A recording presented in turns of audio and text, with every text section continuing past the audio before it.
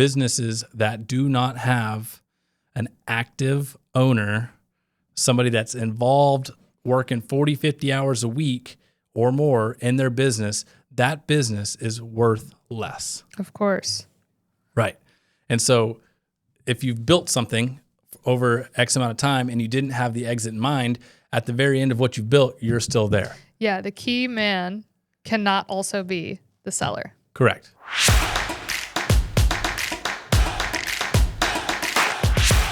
Well, everybody, welcome back to another episode of the KarWell Chronicles. Back by popular demand, Mr. Glidewell. Hello. Not really by popular demand. I made that up to make you feel good. That's okay. I'll take it.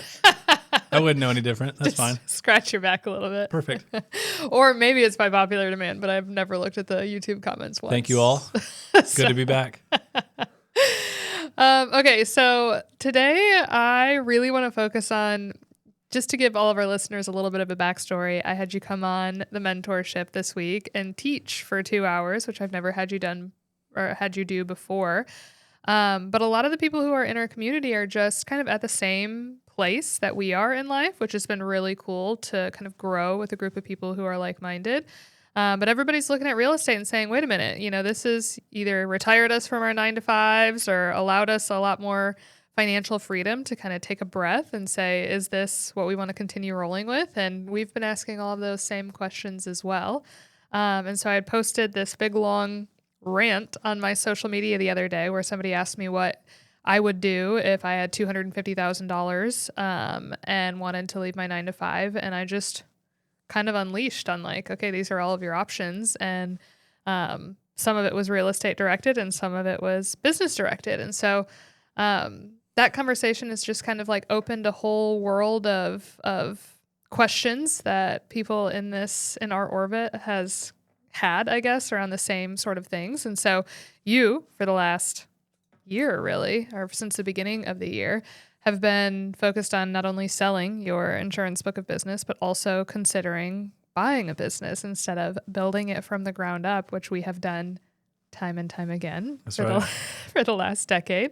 So that's what I want to focus on today is just, being transparent around where we're at in our journey and really the mindset shifts that we've gone through this year and why. And so I guess, to kind of kick off this conversation when we're talking about how we have primarily made our income in the past from grit and building businesses from the ground up to now having a mindset shift around, wait, maybe we've been doing this not wrong, but maybe this next chapter needs to look a little bit different in buying a business. I just want to hear your perspective on why you think that shift has happened in your brain and why you are so gung-ho about buying businesses versus building them at this point in our lives. I think one of the biggest reasons we have both come to this realization is you and me have both been to the top of our careers by ourselves, right? I was number one Medicare sales, and you have been very big in the Airbnb space, and you've gotten as far as you could by yourself. Yeah. And I got as far as I could by myself. We're high achieving people. We're always ready to just, with grit, with determination, with maybe some stubbornness, a lot of stubbornness, right? We're going to make something. We're going to make magic. Yeah. Even if it's out of nothing, we're going to make magic. And we're both very, very good at that. However, we have both found our limitations. Yeah.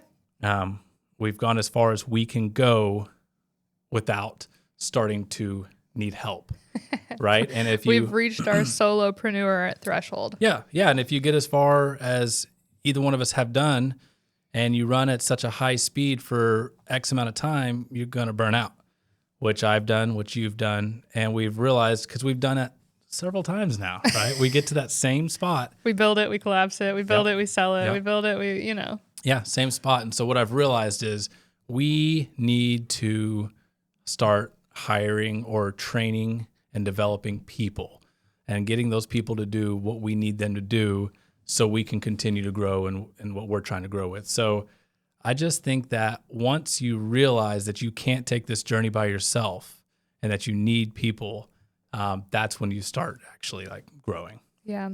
Well, and I think too, like that still can apply to building a business, right? Like And we are doing that, right? Like I think that you and I have had a lot of unlock happen this year in finding a few APlayers who function in very similar ways to us. And that has started growing the businesses that we have built from the ground up, right? But that is vastly different still from the mindset of buying a business, right? And kind of stepping into something that is established where you are maybe taking on more perceived risk because you've got this huge loan that you now are responsible for because you didn't build it from the ground up. But I think that there were a few statistics that you mentioned on the call yesterday of like the percentage of success versus failure of building versus buying that when you said those statistics, I watched everyone's eyes light up and they were like, holy crap, like that. You heard a few people on the call be like, my mind's racing in those stats alone. Yeah. So I want to start with those stats. If you can like say them again off the top of your head. I didn't write them down. However, the one funny thing about stats is like 90% of all stats are made up on the spot. And here's one of them. From what I can remember, I think there was a 2% success rate of building a business after 5 years, and that meaning there's a 98% failure rate of that business after 5 years. I think you got that wrong. I think. Did I go the wrong way? Yes. Okay. I think what. There's a 2% success rate and a 98% fail rate. Yeah, but that was for buying a business. When you were talking yesterday about building a business, you were saying that in the first 5 years, if you built the business, there was an 80% failure rate in the first 5 years for all businesses that were built from the ground up.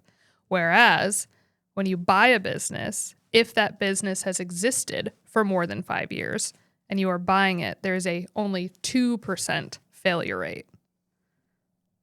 Okay.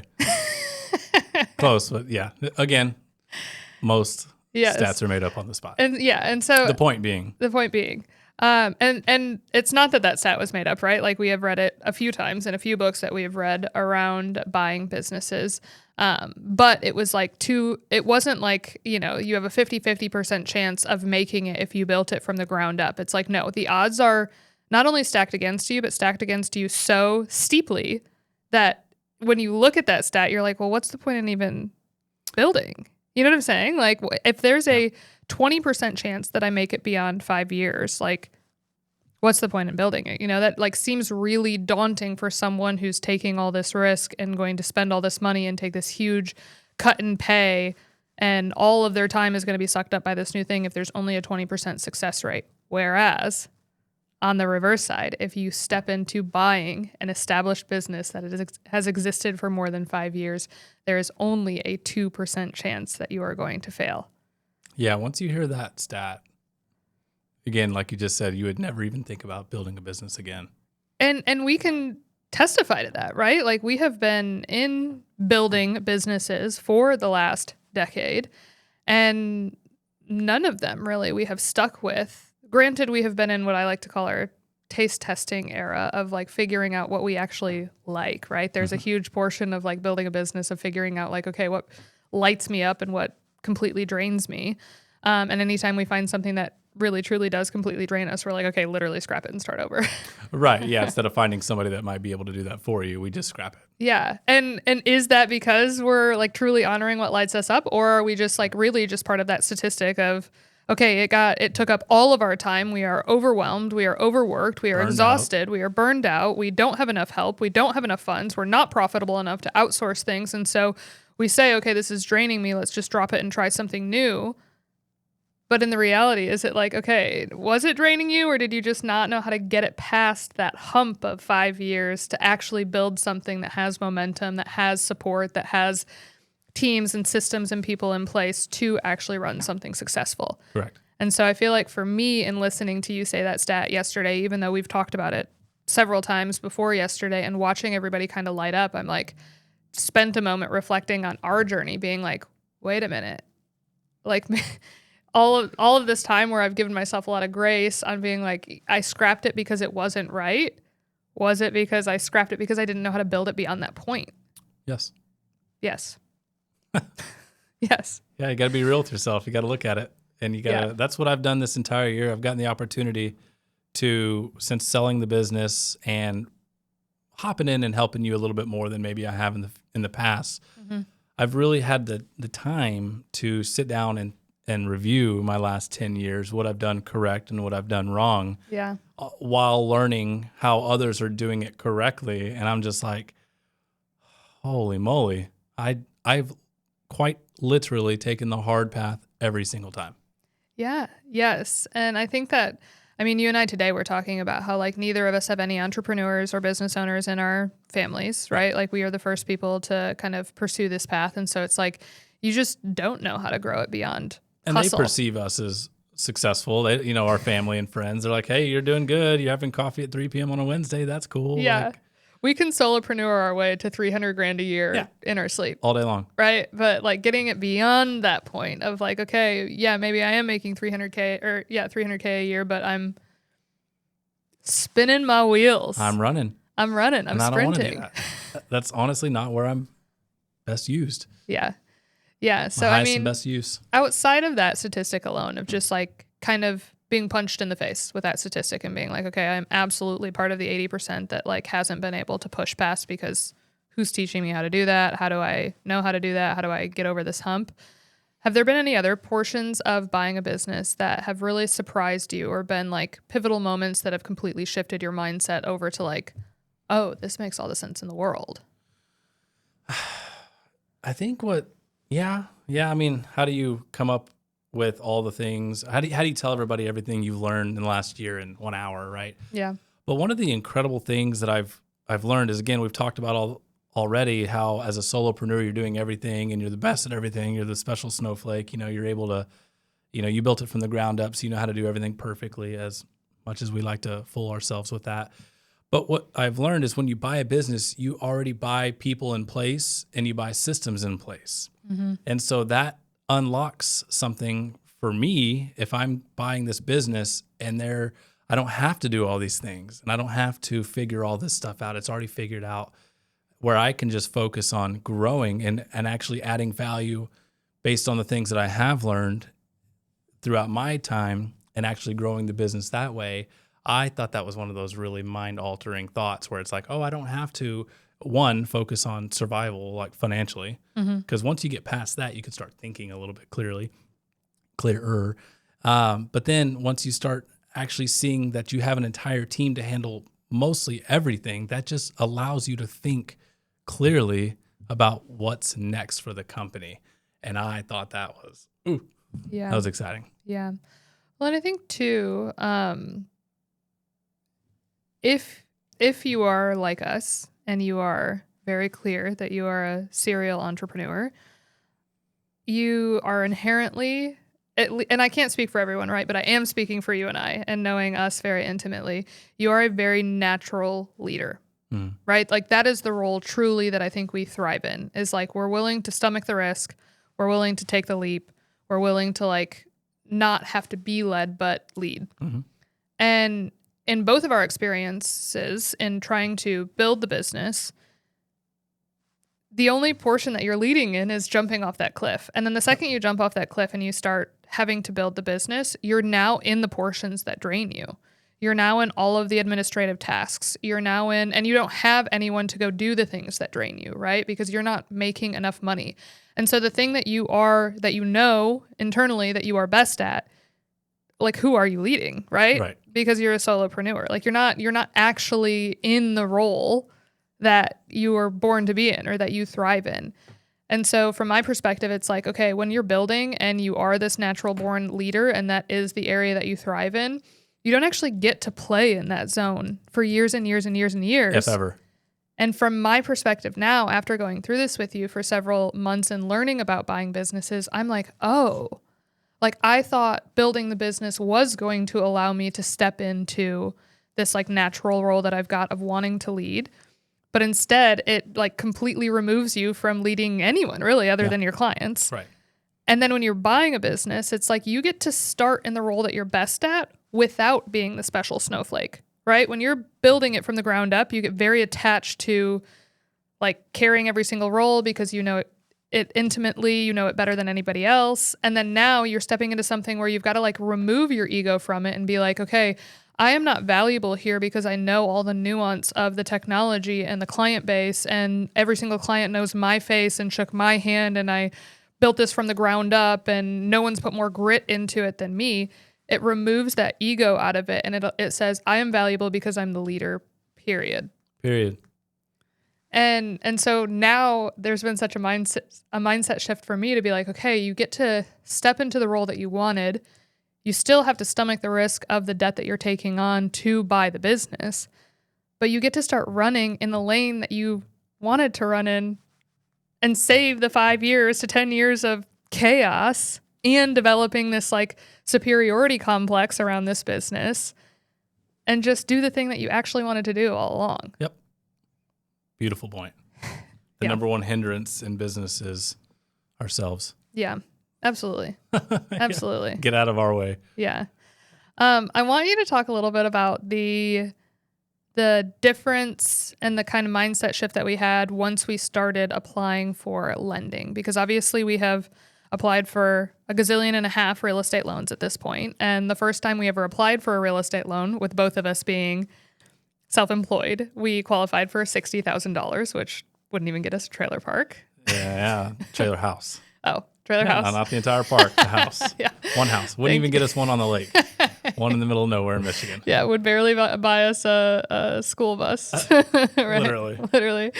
To now kind of being nervous about going, like we're looking at buying businesses that are over $1 million, $2 million, whatever. And so we start going through that lending process. And I want you to kind of talk about that for us as well. Yeah, like going through lending with anything, you have no clue what a lender is going to see in you.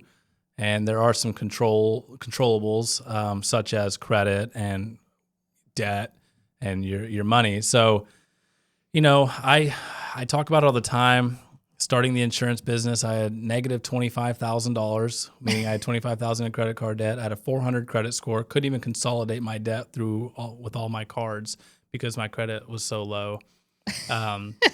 Just wasn't worth anything. Like we were having fun, but I had a good time, but I wasn't even worth killing. Really, I wasn't worth anything. And so I really hold on to that for some reason. That maybe still shapes me a little bit. That pain still shapes me because I've spent the last 10 years, getting out of debt, and not only doing that, but saving up quite a bit of money and also fixing my credit.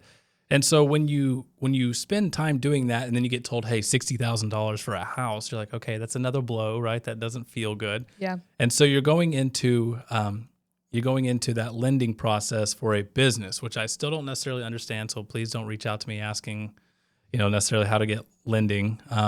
However, yeah, asterisk, we have not bought a business yet. So correct, you're getting us in the thick of it. Yeah. I'm in the middle of it. I've done several things, but I was going through the process of getting a pre-qual, which doesn't actually mean you get the money, right? It just means that, hey, based on a few things that they've looked at, they would think that you would qualify for this amount.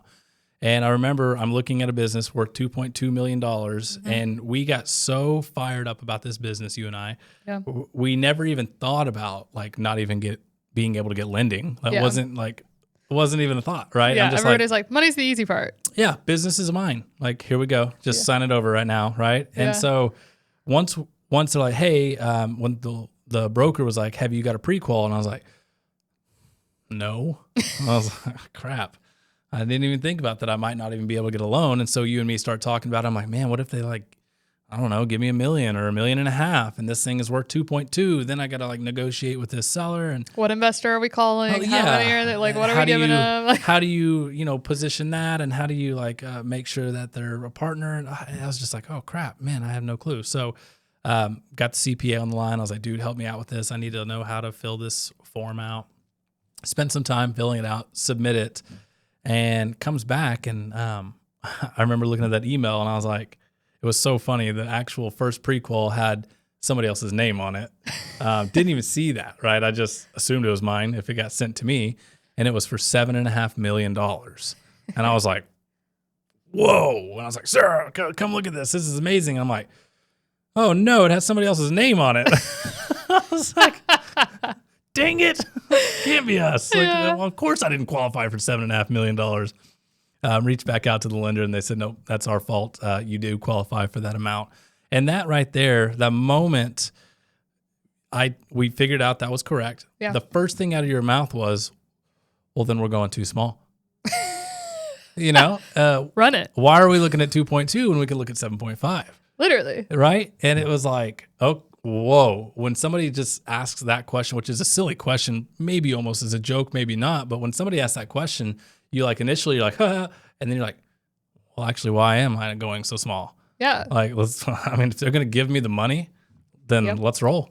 Literally. So that was the lending process. That was the pre-qual part of the lending process. Yeah. And I think I don't want anyone listening to this to be like, oh my God, they're just giving money away when it comes to SBA loans. I mean, this business was a business that was in the same industry that you had already been in for the last decade. Right. So you were coming with quite a bit of security, knowing that you were very familiar with the business. Obviously, we've got a lot of collateral with real estate at this point. Like, there are things that played a role into why they were saying, hey, yes, we could pre-qual you for $7.5 million, right? We're not stepping into something that's like totally random. Correct. So they are looking at a few things like that. But nonetheless, I was like, oh, like this lending process, although I'm sure it's much more difficult to get an SBA loan across the finish line for a business than it is for a real estate loan. Yes. They are willing to give you more because the numbers are just higher across the board to buy businesses. And so I think you and I have had several conversations over the years on numbers specifically, on how people get so hung up on, like when we first bought our very first property and we got qualified for $300,000, we were like, we're buying a house for $300,000. And my parents, who are, well established, their house is worth $300,000. And they were like, oh my gosh, like you're going to max this out immediately? Like our property is worth $300,000. And you and I would have this conversation like, numbers are just numbers. Yep. They're just numbers. And if you have this like made up idea in your head that you only can buy a house for $300,000 or you only can qualify for 1.5 million or whatever the case may be, like that's a ceiling that you're setting on yourself because of your parents, because of your hometown, because of like whatever the reason is. And the reality is like you look at big real estate investors, for example, who are putting together these $100 million portfolios, right? And I'm like, how are they doing that? And I'm like, it's just a number. Like the process is the same. The movement is the same. The math is maybe a little bit more extensive, but really generally the same. It's just different numbers. It's literally a limiting belief. That's all it is. Because it doesn't matter if it's $1 million or 100 million. Yeah. Like you just mentioned, the process is the same. In fact, what I've learned, and I'll get into a little bit more later, the risk is less at 100 million than it is at $1 million. Let's get into that now. That sounds wild, right? Yes, let's get into that now. Because, I mean, when you say, like, whether I was kidding or not when I said, like, we're not going big enough, like, not kidding at all, right? Because from my perspective, it's like, okay, well, if they are going to qualify us for $7.5 million, we're going to get done with this transaction that's $2.2 million, and we're going to be like, okay, let's just buy another one. Mm-hmm. And then we have to do that whole thing over again, right, as opposed to just finding one that's double the size. We have to go through that entire process once. Like, my biggest thing in life is saving time. Like, I want to skip as many steps as possible to save as much time as possible. Time is the currency, not dollars. Time, period. And so if I'm going to be given this money and I'm going to leverage it at some point anyway, let's cut the time out and just go for the one. Yep. From what I understand, the SBA process is a tough one. So of course, if we can minimize that to from 2 to 1 or 4 to 1 or anything like that, yeah. Yeah, you're saving yourself like 9 months, 10 months. Well, more than that because of the stress and the life it's taking from you going through that process, from what I understand. And then you can't focus on growing the business that you just bought because you're going through the lending process again. I just was like, no, we have learned in real estate, like, you realize that you start too small because of whatever limiting belief that you've got. And if you're going to go through the process and you're going to commit to the thing, like, just go all in. And we are go all in people. So, like, if you're going to give me the money, I'm spending it. Like, yeah. Small disclaimer: we're not giving financial advice. Okay. We're giving entrepreneurial advice. Yeah. So don't sit there and get max loan and say, well, because Sarah and Ethan told me to. Don't do that. That's our style. But speaking of, more is less risk. That's something that I've just recently learned. And once you learn it, because you hear Grant Cardone talk about it, get the big apartment. If you're going to do it big. And you're like, well, that's easy for him to say when he's a multi-billionaire type deal, right? But I don't know if he ever takes the time to just slow it down and explain what he means by that, or at least I've never seen that or whatever. So what I've learned here recently is that this $2.2 million business that I was trying to get under contract. What I've learned is the SDE, the profit of this business was $700, and then minus the loan, which would have been about half that. So I was left with $350 profit. Mm-hmm. When you have a business like that's small, and I say small, it's relative. I understand. I don't mean that, but in the scope of buying businesses, that is small. When you have a business that small, the SBA is taking a look at you and saying, okay, based on these numbers, we're making a bet on Ethan. Yeah, performing. On Ethan performing, because there are hardly any systems. There aren't. It's not a huge management team. You There's have not a under lot of 10 people that you're Right. employing. Right. Yeah. And if one of those 10 leave, like you're hurting, right? Or if I fall sick, like the business isn't as stable as it might look, right? And again, that would be a fantastic business for somebody to get in and to kill it there. But when you go bigger than that, so if you're looking at like the $1 to $3 million profit, of course, after the payment or the note paid, then you've got a business, right? You've got management teams, you've got lower level teams, you've got systems in place. And so the SBA looks at that and says, okay, even if something were to happen to the owner, or if one of the middle management died or quit or whatever, the business is going to be okay. Mm-hmm. And so they are betting on the business now rather than the person. And so when I learned that I'm thinking too small based on the number they gave me, and I'm also thinking too small on the size of the business, I just was like, okay. That was permission from everybody to say, go bigger. Yeah. Well, and if the bank sees it as more secure, they've done this a million times, right? Shouldn't you, as the purchaser, also pick up on that and say, okay, if the bank is saying this is more secure, why would I not feel this is more secure? Why would I go against the professionals? Yeah. The guys that have done this a lot. Yeah. So that was extremely eye-opening. And I just am like, now, because for the last 4 months, I've been looking at pretty targeted. What I've been looking for is had to meet these requirements, what we call our buy box.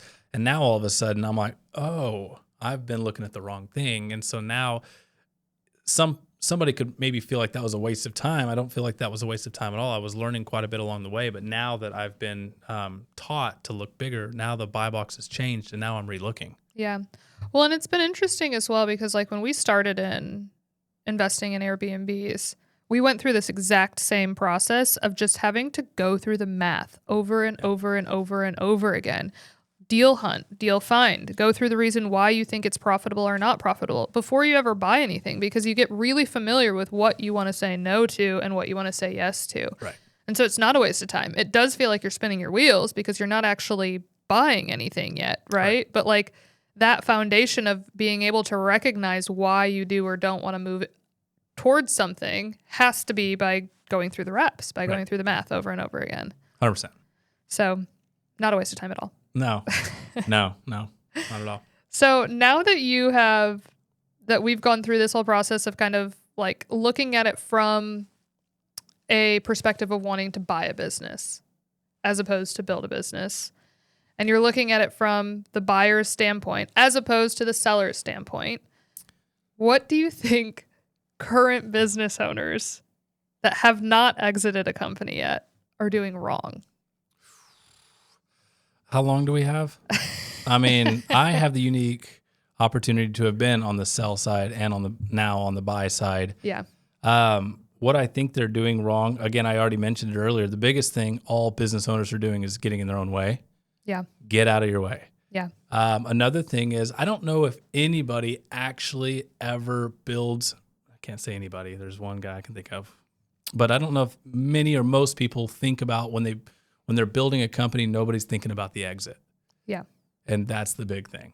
Because if you're building a company simply to just do what you love. Yeah. Build something that provides income for your family. Like you're not thinking about selling it when you start it. Nor are you thinking really how to build that out, right? You're just simply like trying to survive, and then you stabilize income, and then maybe you hire a person or two, right? Mm-hmm. But But you hear a couple of people online talk about build for the exit, and you're like, I don't even know what that means, right? Yeah. But it's like when you're building for an Like exit, build it big enough so that it's attractive to buy. Like that's what my thought was. It's just Yeah. like make it as profitable as possible. yeah. But when you are building with the exit in mind, you build differently. Yeah. Because you're looking for ways to get yourself out of what you're not good at faster, I think. Yes. Right. And so if I'm building for this vision, right, because typically people build just to survive, do what they love and survive, right? If I'm building to get rid of the things that I'm not good at, and I'm building for this vision, I can continue sacrificing longer, Yeah. right? Like I don't need to make the $100,000 or the $200,000 or whatever the number is, right? I don't need that. Instead, I'm taking every bit of that money that I don't need and I'm reinvesting it back in. So I don't think to remove myself, right? And I say to remove myself, and I may have mentioned that a time or two, businesses that do not have an active owner, somebody that's involved working 40, 50 hours a week or more in their business, that business is worth less. Of course. Right. And so if you've built something over X amount of time and you didn't have the exit in mind, at the very end of what you've built, you're still there. Yeah. The key man cannot also be the seller. Correct. And that was like, oh, got it. Because I know many people who own businesses. Everybody that I know owns a business is the key man. Is also would be the seller. Is the special snowflake. Of course. Right? You're the best one that can do that. Yeah. And so I just think when I learned, oh, okay, if you build the exit in mind, get out. Yeah. Well, and I think what's interesting is that anytime that I have, like, again, going back to this, like when you are building a business and you're putting in all this grit and effort and hours and sacrifice and all, you understand the business more intimately than anyone. You care about the business more intimately than anyone. I mean, it's so hard to think about removing yourself, for one. But for two, my mindset or my, I guess, perspective, and now looking back was like, duh, like, of course this isn't the case. But my perspective on when people got ready to sell, it was like, okay, well, they could just sell and have a new owner and remain in the business as the active member, right? As the, like, I'm going to continue leading this, even though I've sold this. But now as someone who's looking from the buyer perspective, I'm like, I don't want you to stay in it at all. Why? Because you have the strongest opinion on how things need to be done. You're the first person to say, I don't want to do that. You shouldn't do that. Shouldn't do that. I've done it this way, and I've done it this way for many years now, and this is the way to do it. This is the person you cannot lead. Right. Because they've been the leader for so long. Yep. And they care about the business so intimately. Which is funny because when we talked about buying the first business we were looking at buying, we're like, hey, can the owner stay on for a year? Yeah. And now we're like, 3 months, dude, you're out. Maybe quicker. Because I need you to stabilize, make sure I understand what's going on, and I need to be able to rely on you, pick up the phone when I need you. After that, get out. Yeah. Go enjoy yourself. Yeah. Thank you. Yeah, there has to be this like very strict transition from alpha to alpha, which is like totally opposite of like, again, when you are the special snowflake, you're like, of course they're not going to want to remove me. Can I tell a quick story? Yeah, I told you yesterday when I was teaching your class, but of course. The first conversation I've ever had with a seller, I got on a Zoom, and I'm all buttoned up and nervous, right? And of course they get on there wearing a Hawaiian shirt, they're done, right? And I'm just beginning, and so that was funny. And you go through the conversation, and it's a great conversation. I know everything about this business, and when I say I know everything, mostly what I mean is I know everything not to do. I know the mistakes I've made. I get it. I see it move, right? I was in my own way. I understand. Yeah. And you can see that in the current. Yeah. And I can see it in the current situation as like most businesses, but he point blank asks me, he goes, so you're not series licensed, correct? And I was like, no, sir. And he's like, when are you going to get that? And I was like, I have no intent of getting series licensed. And he says, well, how do you plan on running this business? And so I'm at this point. I think it's very important to be crystal clear when you're talking to a seller on your intent. Yeah. And so I'm at this point where I had to tell this guy who's done this for 40 years, he's done a fantastic job. He's built built it from the ground up. Beautiful. It's beautiful. I have to tell this guy, I don't plan on running it like you did. Yes. And I did. Yeah. I said right to his face, I said, again, you've built something beautiful, something bigger than I have even done it. However, I know what I've done wrong and I was in the way. And I know that I can unleash these people that you have and just make sure they can run at full capacity and they will grow this business faster than I ever could if I were to get my license. Because if I get my license, I'm going to fall right into the same trap you did. And he took it well. How did he respond? He took it. He was like blown away first. I know the meeting was recorded. I don't know if I have access to it. I've never asked the broker for it, but I wish I could just show his face. He's just like, you're right. Yeah. You're absolutely right. I've been in my own way the entire time. Yeah. He goes, I wish I'd have realized that earlier. Most business owners know, I think. Yeah. We know that we're in our own way. Yes. Yeah. And also we're afraid to get out of our way because we feel like that removes us from being the person that's worthy of leading. Yep. You know, like I feel that we have talked about this even in the last week where I have brought on 2 APlayers to replace you and how you've been helping me with this business for the last year.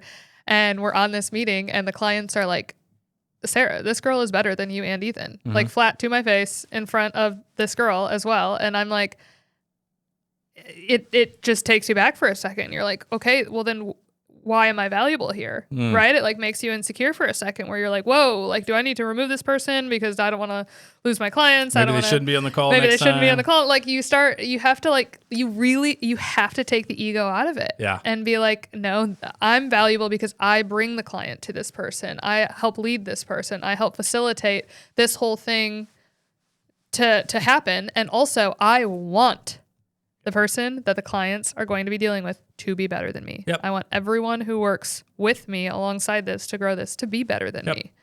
Yep. And I'll go focus on everything else to continue growing. My response? Good.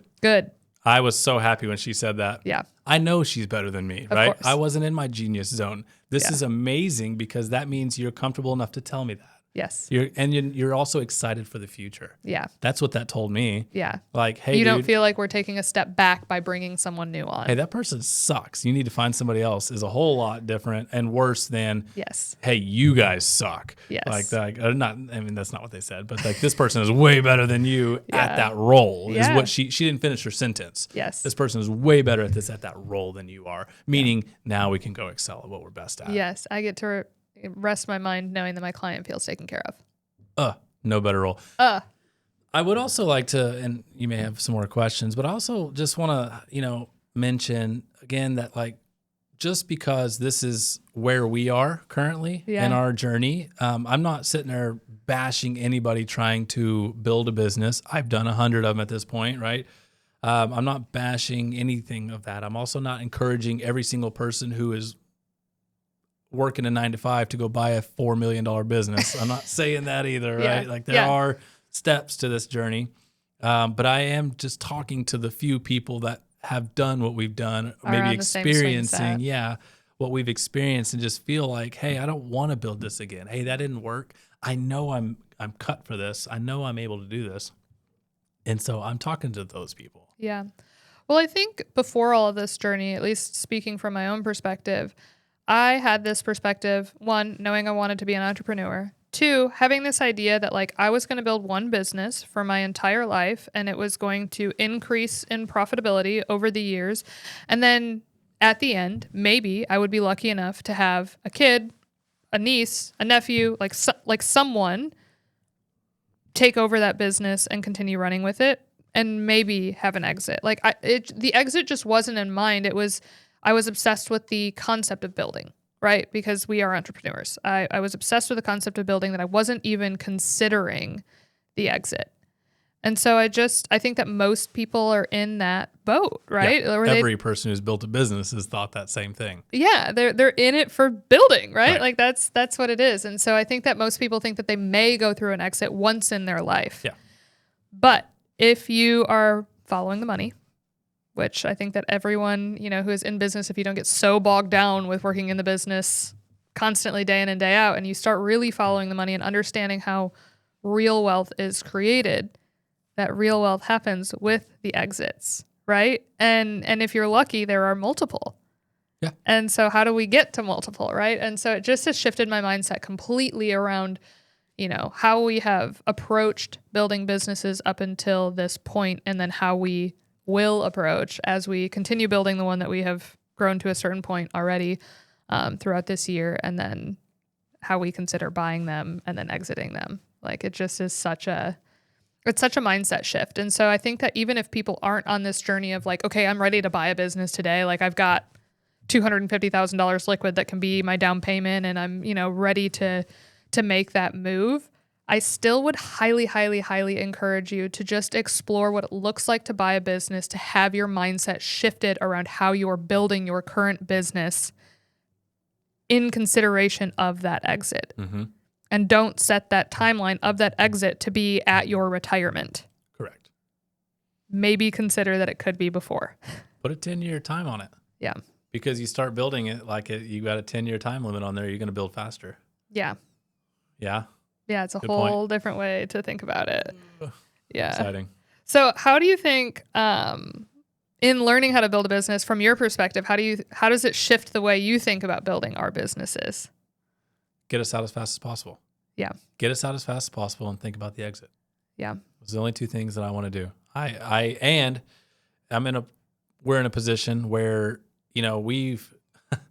for example, I'm setting up a CRM. Mm-hmm. I am not an operations guy. I'm not a CRM guy. Don't like them. Don't care for. I understand the value of them. Yeah. I think they're extremely valuable. Yeah, of course. But I'm not the guy to sit there and learn this CRM, mostly because I'm not going to be the one using it anyway, right? So what's the point of me figuring it all out? So I'm able to click a button, pay somebody $2,000, and they set it all up for me, right? And then I get a 30-minute phone call afterwards, all recorded, and tells me how to use it, yada, yada, who I can pass on to the people that are using it. So I now am able to spot and realize faster that I don't do this. Yeah. This is not where I'm good. I'm just going to get pissed off doing this. And so I'm able to hire it out faster. Yeah. And now I've used that as an example on a CRM, but I'm doing it on everything now. Yeah. I'm not as special snowflake or as special as I thought I was. Yeah. Somebody is better at this than I am. Yeah. And I just got to go find them. Yeah. Yeah, I think that you and I have said this over and over again this year, that we need to shift our mindset into being acquisition specialists.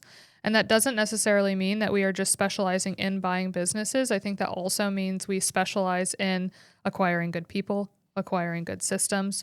Like, we are the person that's just connecting the dots. We should not be actively participating in the function of the client experience at all. We are not a part of that wheel. Yeah. We put that wheel together to hand off to somebody else. Yeah. And that was a big mindset shift. I always thought that I had to have a role in that wheel. Right.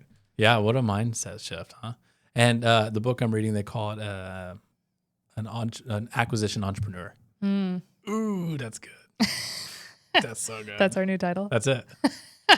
Yeah, I can't even spell entrepreneur, but I get it wrong every single time. That's not the point. I can't even spell acquisition, to be honest. I'm like, whatever. Don't have to. Somebody knows how to do that. That's so fair. So I think as well, having these kind of unlocks hit our lives at the perfect time, right? Like, I am a big believer that nothing is coincidence, and that we're all on our own journey in the perfect time at the perfect place, right? Like, there is purpose behind when epiphanies hit. And I'm curious from your perspective. Emily and I have talked a little bit on this podcast about this, about how at the beginning of the year, Emily really decided to stop drinking alcohol completely. And so I came home and I was like, okay, well, if Emily's done drinking alcohol, like, she's really the only person that I happy hour with. Like, she's not drinking, I'm not drinking. So, so we gave up. We just decided, as your ex party people, as your ex life of the party, that was mine and your roles. We were that in our friend groups. Get the people going. Get the people going. Yeah. Like, that has always been our role. And you feel weird when it's not going. And we decided to completely step away from that portion of our identity. Do you feel, one, how do you think that's impacted this year? And also, do you feel like the timing is ironic or not ironic at all, that we feel like we're like kind of stepping more into this, like owning this leadership role? Oh, they're completely connected. Yeah. I mean, people listen to this, so I want to make sure I carefully talk about. It was a big part of hour and probably longer than you, my identity. Of course. You know, I've been the funny guy, I've been the party guy, Yeah. I've been the guy that'll stay out all night, been Yeah. the guy that won't say no Yeah. to anything. And, you know, I've been that guy, and I enjoyed being that guy. But what happens, what I've found, what happens, at least for me, is all of a sudden nobody takes that guy serious anymore. Right. And At some point. and Switches. he's no longer funny anymore, you know, and all of a sudden it's like, okay, like we just went out for a drink and, you know, Ethan had 6. And I'm not saying I had a problem. I really enjoy the atmosphere of happy hours and social hours and drinking at these events. I love that part. Yeah. Alcohol was never a problem in our marriage. No. And No. But you know, it just, like I said, it comes to a point where you're just like, who am I doing this for? Like, Yeah. why am I drinking? And, you know, and what is the purpose? Like, what did I truly get out of going to that happy hour and drinking 6 drinks, or going to a networking event and having one? What's the point? Mm-hmm. Like, what did having that one drink do? And what you think of it initially is that you do it to fit in. Mm-hmm. You do it because everybody's doing it. You do it because that's just what everybody does, right? That's It makes other people comfortable. Yeah. Who are also drinking. Right. If somebody walks up to you with a beer and you don't have a beer, their first question is, why don't you have a beer? They Right? assume it's weird. a problem. Yeah. Something's wrong with you, right? Yeah, you've had a problem in the past or whatever. So, And it's like you let go of this immediate otherwise connection, right? If somebody walks up to you with a glass of champagne at a networking event and Yeah. you're like, heck yeah, and you get excited, you like cheers, it's like this whole like subtle bonding moment. Yep. It's the opposite when you're at a networking event and you're like, oh, no, thank you. Everyone's like, wait a minute. good. Yeah. Wait a minute. It takes a strong person. Yeah. And I wasn't that person. I've never been that person, right? I've always Yeah. been like, give me the drink. And, you know, even if I didn't want the drink, Yeah. I got the drink, I drank the drink. Like Yeah. that's so silly to me. But I mean, that's just how it is, right? Yeah. And so, you know, I didn't have, you know, I think we talked about dry January or Mhm. whatever. I think that was like the original goal.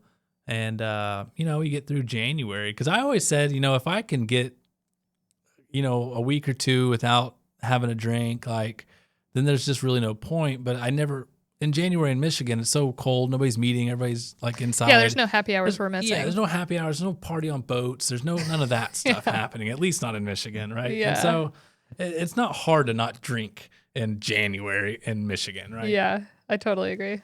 It's when you go on vacation. It's when you're at a vineyard with friends. It's when you're on a patio. It's all those things. So it went from dry January to like, you know, like why not one more? Why not one more month? Why not one more? And then eventually you just get to a position where you're just like, I don't know if it's like the alcohol leaves your system, like, or what. I don't know any scientific terms of what it's doing, but it's like once it got out of my system, it was finally like, no, I've had enough. I'm not doing that. I drank it all. My first trip this year was my birthday with my buddies, buddies I lived with in years past, and they know me as the party guy. Yeah. Ethan likes to have fun. Yep. Yada, yada, yada. You're the guy to keep up with. Yeah, that's right. Like I'm buying this alcohol because Ethan bought alcohol. Yeah. Right? Type deal. And I'm just like, I let the buddies know. I'm like, Yeah. You're the ringleader. I'm not doing that. Yeah. And I don't want you to not drink and have fun, and because this is my thing, right? Yeah. I will have the NAs that'll make you a little bit more. I know it's uncomfortable. I understand that, especially when you're like brand new and fragile into the entire not drinking stage. And so you get the NAs and you feel like you're cool and stuff. And eventually it gets to a point where you're like, I don't even need that. Yeah. I love sparkling water. Yeah. And so I hydrate. Yeah. So that was a long rant about not drinking. And I just encourage, if somebody's been the party guy or girl and, you know, that's who you have your identity in, I understand. Yeah. I totally get that. I can relate to that guy more than anything. However, I would just encourage you, if like you feel like you're no longer that person, or you're no longer respected, or you're no longer funny, or you've taken it too far a couple of times. Like, how many times have I taken it too far, said something stupid every time? Not every time, but there are a handful of occasions. Yeah, I got plenty in my brain currently, and I'm like, idiot. I burned that one. But if you're feeling called to stop that or slow it down or not be that person anymore, I give you permission to rebrand yourself. Yeah. And it is difficult. I understand that. Like it's like a huge problem in America. It's like a social issue, but it's like they make NAs now. There's no reason where nobody even knows. Put a koozie over it. You're drinking beer. Literally, people think that our water is beer, right? Literally. Like that's, yeah. So there's just ways around it. And so I just encourage anybody that's feeling that way, just understand you can. And there are so many more supportive people than you think there are, because once you explain to people and people understand that it's not a problem, it's just a choice. Yeah. I choose not to do this anymore. It's just not who I am. People, at least my buddies are, initially, but after that, it's like, no questions asked. No questions asked. And then all of a sudden, everybody else is doing the same thing with you because you've given them permission, because ultimately, they didn't want to do it either. They didn't want to do it either. They just wanted to keep up with you. They wanted to keep up with you. Like, well, and I think two things. I'm going to forget one of them. I know I am if I go down this rabbit hole. But I think that also speaks to when I say that you and I are very much comfortable in a leadership role, we are experiencing that swing on the other side by not. Yeah. And we realize like, oh, at least for me, I felt like I was making everybody else have a better time, more comfortable, feel more accepted if I was also drinking. And I was like starting the party and popping the bottle of champagne and encouraging everyone to like have more mimosas or whatever the case may be. And then when you step into this other role and say like, me as the person who typically is getting everybody wound up now is saying, you know what, I don't want to do this. And not because it was a problem, not because I have any regret or negative memories around it, but just because I want to try something new. I thought that I would feel more insecure in having to have that conversation. Yeah. And that, somebody would just kind of take over my role and I would have to accept that I was passing the torch to someone else and I was no longer your favorite party friend. But two things happened. One, just like you said, it's amazing to watch the people who are watching you start following you in the same direction and saying like, maybe I don't want to do this as well. Like, why are we doing this? And it opens up a deeper conversation with the people who typically are in your circle partying. But also, I had this initial thought that I would feel insecure in having to say no and disappoint people and not be the life of the party. And in turn, it has had the absolute opposite effect. It's like in me standing confidently saying, I don't drink. I'm okay. Y'all go ahead. It like builds this subtle confidence in me of saying no. Yeah. And that's been really surprising to me that like, why do I feel more confident now saying no to alcohol and saying no to being the life of the party and letting that portion of my identity go when I was absolutely certain that I was going to be sad and more insecure and less liked by saying no. Wonderful. Yeah. It's just been polar opposite. Wonderful. I couldn't agree more. I love that. I do too. I like the like stunned, like, oh, you don't drink. And then like, why? And I'm like, okay, now we get to like get into it. Right. Now we're having a slightly deeper conversation than this like surface level party. Because funny I've girl. drank it all. Because I've drank it all. I don't need any more. Yeah, I'm good. I've had enough margaritas for an army. Like I was like, have you seen how many sparkling waters they have now? Like, I gotta get through those now. I'm on to the next thing. Spindrift pineapple? Yeah, I'm abusing the canned water currently. Literally.